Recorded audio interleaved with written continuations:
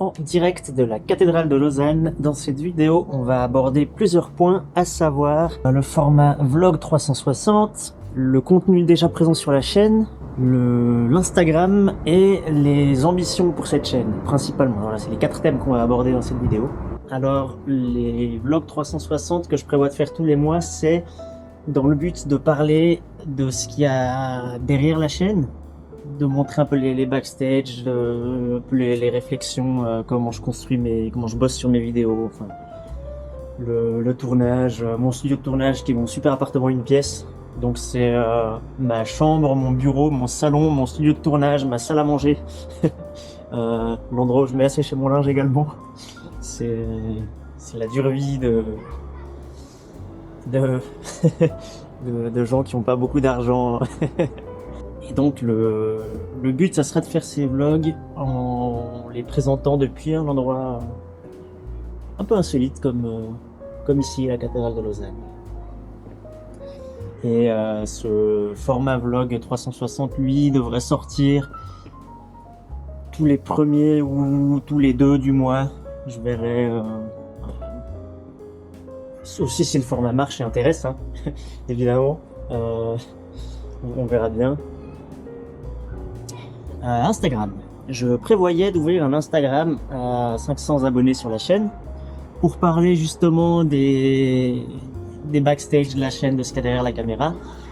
Et au final, c'est ce que je fais déjà un peu dans ces vlogs 360. Je pense que j'ouvrirai quand même un Instagram pour faire des petits stories, des petites choses un peu tout le long du mois.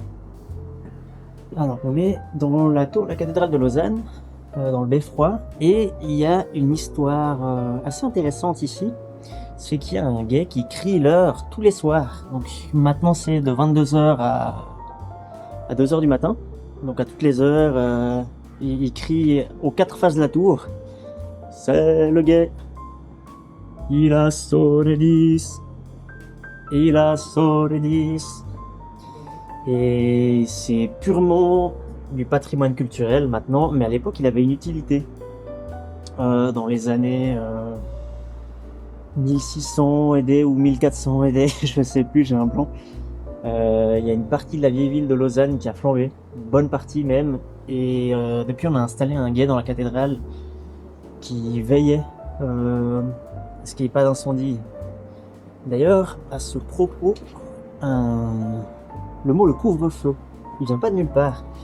Maintenant on connaît le couvre-feu avec le Covid et ainsi de suite, mais le couvre-feu à la base, comme son nom l'indique, c'est une cloche qu'on sonnait le soir pour rappeler aux gens d'éteindre leur feu, pour éviter les incendies, justement.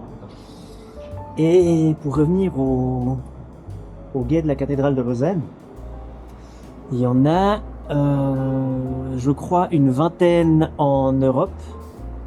Une vingtaine de cathédrales dans laquelle on crie l'heure, mais seulement 8 où c'est de façon ininterrompue depuis le Moyen-Âge. Ça veut dire que ça fait plusieurs siècles qu'il y a quelqu'un ici, tous les soirs, qui veille sur la ville, et maintenant qui crie l'heure. Et d'ailleurs, voici sa petite loge. Voilà. C'était la petite histoire de la tour de la cathédrale de Lausanne. Le contenu déjà présent sur la chaîne.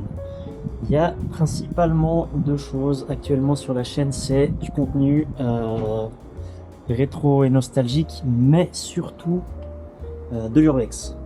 Je ne me destine pas à être une chaîne purement urbex, même si c'est le contenu majoritaire pour l'instant. Je fais entre autres de l'urbex. Je suis pas un puriste à 100%, je ne fais pas que ça de ma vie. Je suis surtout un photographe et vidéaste intéressé de base par énormément de choses, dont l'urbex. Et les opportunités de ces derniers temps ont fait que voilà, j'ai fait plusieurs tournages récemment et que ça a permis de proposer du contenu tous les vendredis jusque-là. Enfin, plus ou moins tous les vendredis. Plus bon, on va dire une fois par semaine. Je suis en train de prendre mon rythme de croisière. Voilà. Donc, les 2 types de contenus, il y a 2 fois moins de vidéos en rétro et nostalgique, et c'est pourtant ce qui a fait le plus de vues pour l'instant sur la chaîne et le plus de watch time. Une vidéo en particulier, la vidéo sur la synthwave. Alors je vais y revenir, il y a eu quelques petits soucis. Et la vidéo sur les smartphones, enfin les objets qui sont devenus des apps dans nos smartphones.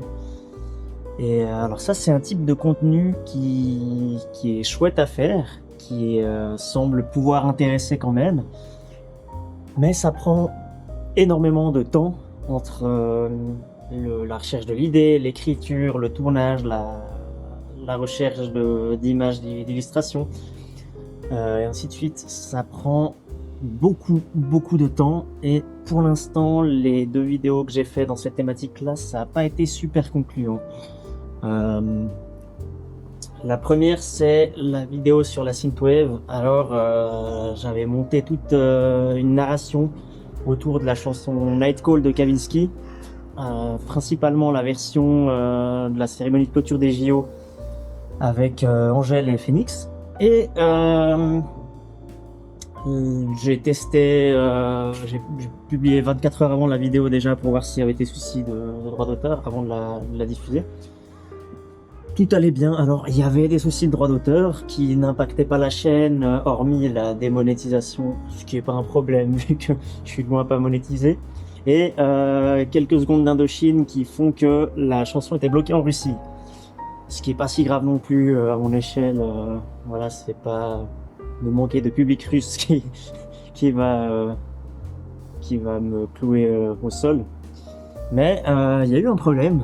À peu près à 2600 vues, tout d'un coup, la vidéo se bloquait. Elle performait bien, pourtant elle performait très bien. Et voilà, bloquée à cause de l'extrait de Night Call, justement, aux Jeux Olympiques. À la cérémonie de clôture des Jeux Olympiques. Obligé de supprimer. Je ne supprimais pas l'extrait, la vidéo restait bloquée, mais bloquée. C'était pas juste démonétisé, c'était plus personne ne pouvait la voir. Je pouvais pas flouter ou couper le son, je devais carrément enlever tout le bout. Alors voilà, j'ai dû couper le morceau. Les outils sur YouTube sont assez bien faits dans le sens où tu peux enlever les morceaux de vidéo. Après, c'était un peu embêtant parce que mon montage, c'était pas des séquences interchangeables, enlevables à la suite. Et il y a des morceaux, des bouts de musique qui passent sur la thématique suivante et ainsi de suite. Du coup, j'ai dû couper plusieurs morceaux de la vidéo et en enlever encore d'autres qui ne posaient pas problème à cause du blocage, mais qui faisaient que la vidéo n'avait aucun sens si je les laissais. Du coup, on a réduit d'un quart du temps de la vidéo. Et voilà, j'étais très déçu parce que j'avais passé beaucoup de temps à trouver une narration fun et intéressante pour finalement présenter Night Call. Et malgré tout, la vidéo a continué de performer. Alors déjà, merci à vous tous pour ça. Et voilà, elle a continué à performer mieux que la suivante. Je me suis dit, j'enchaîne une deuxième vidéo rétro et nostalgique dans la foulée, vu que ça avait bien décollé avec Night Call. Et non. La deuxième, elle a fait un flop. C'est beaucoup de travail pour pas grand chose en termes de résultats, en termes de vues et de watch time. Et je vous avoue que ça a été assez décevant pour moi. Et je me suis posé la question, et non, je vais quand même pas arrêter ce type de contenu. Il a probablement un potentiel énorme et un public potentiellement tout aussi énorme. Mais il faut que ce public trouve la vidéo, il faut que la vidéo trouve son public. Ce qui est difficile quand on lance une chaîne comme ça, qui est débutante. Quand on n'a pas une bonne base, une bonne communauté.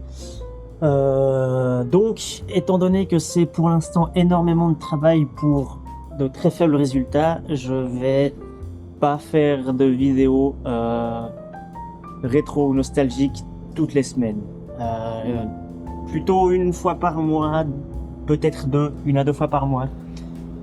Et voilà, on verra quand la chaîne va grandir, si c'est ce qu'attend l'audience, plus de vidéos de ce type-là. Donc voilà pour le type de contenu déjà présent sur la chaîne. Et pour finir, mes ambitions et projets pour cette chaîne. Je vais pas trop m'étendre dessus dans cette vidéo parce que je vais en parler dans une vidéo spéciale qui devrait sortir le 10 janvier. Si je dis pas de bêtises. Le 10 janvier c'est un vendredi, il me semble. Ça devrait être ça. Donc je vous parlerai là-dedans plus spécifiquement de mes ambitions, de mes projets, de mes envies.